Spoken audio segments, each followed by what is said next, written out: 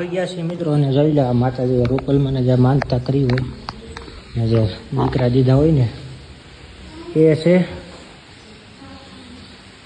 જોઈ લો બધે ને બાપા સીતારામનું છે ને અહીંયા પીઠળમાંનું છે. જયમાં જો કરણેજી પીઠળમાં અને માના બા બાપુજીનો ફોટો છે રામપ્રભુ. જો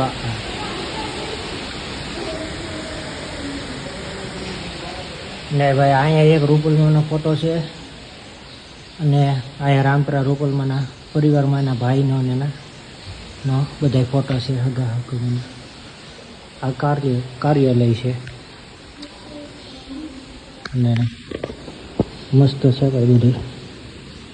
અહીંયા માતાજી જ્યારે બિરાજે છે એ છે.